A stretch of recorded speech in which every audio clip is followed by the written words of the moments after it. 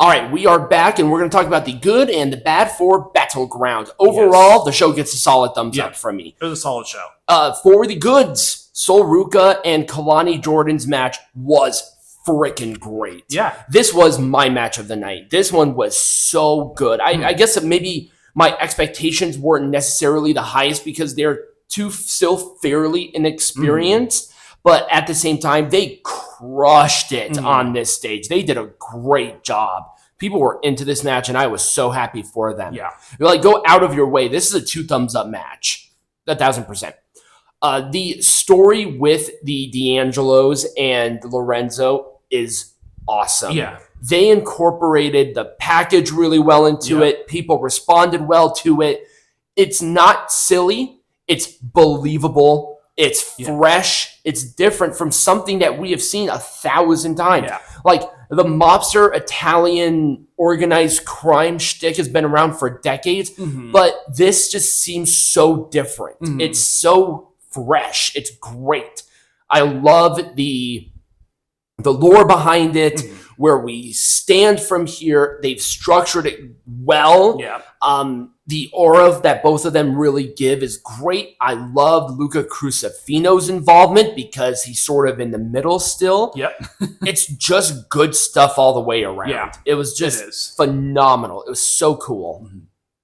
Vaquer and Grace was an excellent match. I'll be honest, I do wish Jordynne would stay in NXT longer and hold the belt, but you know what? Jordynne Grace, we all knew that if she was going to stay in NXT, it wasn't going to be for a long time. No. You knew that was going to be the case. And this, folks, is the reason why the women's divisions have secondary championships. This is the reason why. Because it's just so stacked on every freaking level.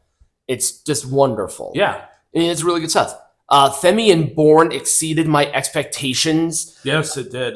With Borne, this is definitely they threw him into the deep end. Yes, they did. Where he could have threw him up against Soba Femi. Here we go. For the NXT champion on a pay-per-view. Like, this is a premium live event, rather. This is not a regular show. Exactly. So he did swim. Yeah. Could he have done better? Yes. I think maybe a little more build would have been. They are nice. also going up against Obafemi. Right. Obafemi is not someone you go up against and survive very well. Right. But I did like this. I did too. And then Joe Hendry's match with Trick Williams was very good. I was not expecting this match to be the main event. No, I did not either. I mean, they are treating this TNA title very well.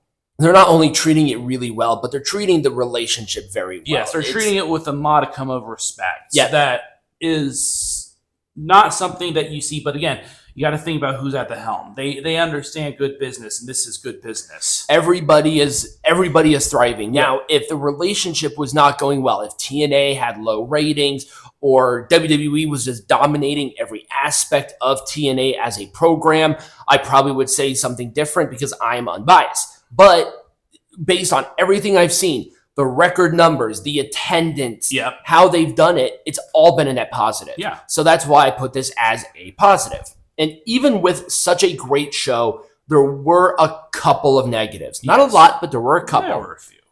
This definitely was the weakest match of the night. Yeah, the 6-man tag was very weak. There was no full direction with it, which I did not like. It didn't get out of second gear for me. It was very forgettable. Now, I like Hank and Tank as champions, but they are just now champions, and then they're in this 6-man tag. It feels very random, and I just don't like it. That's sort of why I put this here. And then finally, the Ricky Starks segment was lame. It was kind of weird to put something. You shouldn't put stuff like that into a pay-per-view. Yeah, that's just not something. This is not what you do for pay-per-view. Right. If you want to do something like this, do it as a backstage segment, and I wouldn't have had so much of a problem. No.